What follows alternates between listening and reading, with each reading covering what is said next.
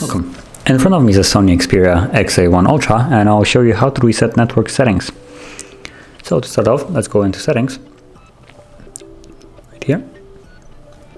Then go all the way down into system. Oops, and not click that. And go into reset.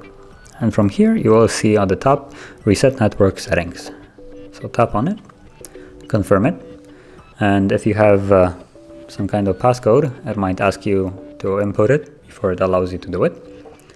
Tap on reset settings. And as you see, network settings have been reset. And it's done. So that's how you do it. Now, if you found this video helpful, don't forget to hit like, subscribe, and thank you for watching.